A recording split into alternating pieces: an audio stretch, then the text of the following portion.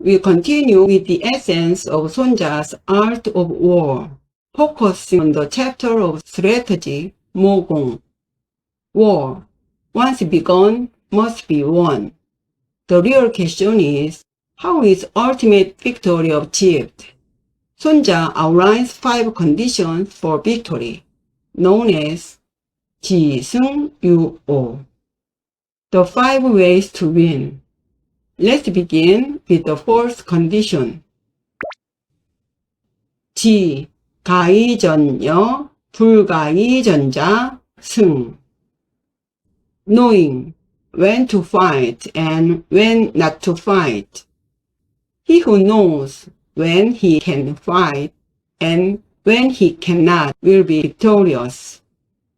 Sonja placed this at the very beginning because the most crucial factor in war is called rational judgment. A commander must assess whether victory is possible. If defeat is likely, he must refrain from battle altogether. The Chinese idiom 당랑거철, a flaying mantis blocking a chariot wheel, illustrates the folly of reckless resistance. Leaders must not act out of pride, anger, or ego, but only after objective assessment of strengths and circumstance. Even the strongest army can lose when timing or terrain is unfavorable, while a weaker force can triumph by seizing the enemy's critical weakness. A wise general chooses the timing of battle with precise judgment. Admiral Isun-shin discerned deception and unfavorable terrain. It was a time not to fight. He refused engagement despite royal pressure, though dismissed from command. He preserved the strength of the navy, which later enabled decisive victories. In contrast, Yubi at Ilung ignored strategic counsel and acted out of rage over Wanu's death. It was a time not to fight. He advanced into hostile terrain, only to be destroyed by Yuksun's fire attack. The defeat shattered his forces and morale, and he died shortly after at Baekje-seong. Meanwhile, Jae-gal-liang understood that his resources were insufficient. It was a time not to fight. Yet he was bound by duty to restore the Han dynasty, and by loyalty to Yubi's legacy. He launched the northern expeditions, though strategically unsuccessful. 출사표 remains a testimony to conflict between strategy and moral duty. It shows that some decisions transcend military logic. 식, 중과지 용자, 승. He who knows how to employ both large and small forces will be victorious. Here, Sonja emphasizes the importance of adapting command to the size of the army and the resources available. Leading a large army requires stability, strict discipline, secure supply lines, and maintaining formation. Leading a small force demands agility, swift maneuvers, surprise attacks, and clever use of terrain. If 10 times stronger, surround the enemy. If twice as strong, divide them. If weaker, retreat. The true art of command lies in the ability to adapt to changing circumstances, shifting strategies without hesitation. This principle applies not only to military leadership, but to leadership in any organization. Effective leadership requires knowing how to scale tactics to match resources and context. This teaching reminds us that victory is not simply about numbers, but about the skillful use of strength. A wise leader knows how to turn both abundance and scarcity into advantage. Historical examples of the second principle. General Hanxin's Battle of Cheonghyang. Hanxin commanded only 30,000 soldiers against Zhou forces numbering 200,000 troops, an impossible situation on paper. To overcome this, he placed his men with a river at their back, forcing them to fight with the determination to win or die. Meanwhile, he detached a small cavalry unit to exploit the enemy's complacency, launching a surprise attack on defended fortress. The result was a brilliant victory, a textbook example of effectively employing a small force against overwhelming odds. In contrast, the Battle of Bi River demonstrates the disastrous misuse of a large army. Bugyeon, ruler of former Jin, led 900,000 troops against the eastern Jin, who had only 80,000 soldiers. Despite numerical superiority, Bugyeon failed to control his massive multi-ethnic army. When Jin General Sahyun requested Bugyeon to pull back temporarily so they could cross the river, Bugyeon agreed, planning to attack while the Jin forces were closing. But the order to retreat confused his own troops. Jin infiltrators spread rumors that the front lines had collapsed, and panic swept through the ranks. The enormous army disintegrated in chaos, fleeing like refugees. And Bugyeon's grand strategy collapsed before the battle had fully begun. The Battle of Cheonghyang showed the effective use of a small force, while the Battle of Bi River revealed the disastrous misuse of a large one. 상하, 동욕자, 승. Tonja's third condition for success is unity of purpose between leaders and followers. When the upper and lower ranks share the same desire, they will be victorious. This means that commanders, soldiers, and even the people must be united in their goals. In modern terms, an organization must move in the same direction, and teamwork must be seamless.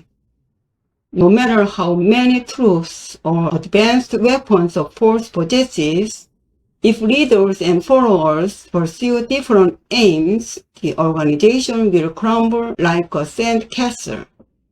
If leaders seek personal gain, while soldiers think only of survival, victory becomes impossible.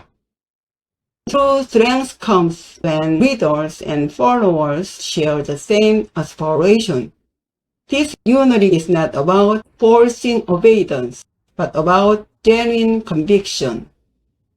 When people fully believe in the mission and move together, their unity creates explosive synergy. As an example of this principle, Zhegalyang's northern expeditions provide a striking case. Although militarily disadvantaged with fewer troops and limited resources, his army embodied this principle of unity of purpose more completely than most others. Zhegalyang's famous Chulsapyo, Memorial of Departure, deeply moved both soldiers and ordinary people alike. They rallied around a single mission, loyalty to Yubi, and the restoration of the Han Dynasty. Because of this unity, even against overwhelming odds, they repeatedly challenged the mighty Wei Kingdom. 이우 대 불우자 승. Preparedness against the unprepared. He who is thoroughly prepared and faces an unprepared enemy will be victorious. Here, the word 우 goes beyond mere worry. It means anticipation, planning, and readiness for every possible scenario. By contrast, 불우 refers to complacency, assuming nothing will happen and neglecting preparation. In modern terms, the issue is rarely ignorance. Most leaders know what should be done. The real challenge is execution and discipline. 손장 famously said, "War is the way of deception." 병자 궤도야. Because it is full of trickery. Only comprehensive preparation can secure victory. Preparedness builds resilience. If you are prepared, you will have no worries. It is not improvisation that wins battles, but the ability to simulate, anticipate, and prepare before the fight begins. Historical illustrations of the fourth principle. One striking example of victory through meticulous preparation is the legendary battle of Ansi Fortress in Korea. The Tang Emperor Taejong invaded Goguryeo with hundreds of thousands of troops, sweeping through other fortresses that had grown complacent and unprepared. But Ansi's fortress was different. General Yang Man-chun and his soldiers anticipated every move. When Tang forces built a massive mound higher than the fortress walls, Goguryeo troops seized it and turned the enemy's own effort against them. Exhausted and prostrated, the Tang army eventually retreated. This was a classic example of preparedness overcoming superior force. In contrast, the Battle of Red Cliffs, 적벽대전, shows the disaster of complacency. After defeating Wonso and unifying northern China, Jojo marched south with hundreds of thousands of troops to crush the alliance of Yubi and Songgon. Confident of victory, he even composed his famous poem, Short Song Style, 단가행, the night before battle, reflecting his confidence in inevitable victory. But Jojo's army was composed of northern soldiers unfamiliar with naval warfare. They suffered from seasickness and disease. To stabilize the ships, Jojo chained them together, employing the linked ship strategy, 연환계. His advisors warned, if the enemy uses fire, this will be dangerous. Jojo dismissed the concern, believing the winter winds would never shift. Then, with the sudden arrival of the southeast wind, 제갈량 and Juyu launched a massive fire attack. Jojo's fleet bound together, became a blazing inferno. His army collapsed in chaos, suffering one of the most famous defeats in Chinese history. Sunja concludes his 5 conditions for victory with the following. 장능이 군 불허자 승. A capable general, free from interference. When the general is competent and the ruler does not interfere, they will be victorious. The placement of this principle at the end is deliberate. Even if the other 4 conditions, timing, tactics, unity, and preparation are perfectly met, all efforts collapse if the commander's authority is undermined. A ruler far removed from the battlefield cannot fully grasp the rapidly changing realities of war. Therefore, the most capable general must be entrusted with full command, while the ruler should focus on supply, politics, and support without meddling in military decisions. This principle resonates strongly in modern organizational management. When a CEO engages in micromanagement, constantly interfering with frontline leaders, the organization's agility is paralyzed. True success comes when leadership empowers competent managers to act decisively, while higher authority provides resources and strategic vision without obstructing execution. Sonja's final condition, when the general is capable and the ruler does not interfere, they will be victorious, is vividly demonstrated in history. A negative example, royal interference in Korea. During the Imjin War, King Seonjo repeatedly pressured Admiral Lee Sun-shin and Won-gun to launch premature attacks. Lee Sun-shin resisted preserving the navy, but was eventually dismissed on charges of insubordination. Won-gun, unable to withstand royal pressure, sailed in the battle and lost most of the Joseon fleet about at the Battle of Silcheonyang. It became one of the greatest disasters in Joseon naval history. This shows how royal interference can undermine even a strong force. Positive example. During Han Dynasty, Emperor Gyeongjae's reign, the rebellion of the Seven States broke out. The emperor appointed General Juabu as commander. Juabu avoided direct confrontation, instead focusing on cutting the rebels' supply lines. When allies begged the emperor to intervene, Emperor Gyeongjae ordered Juabu to rescue them.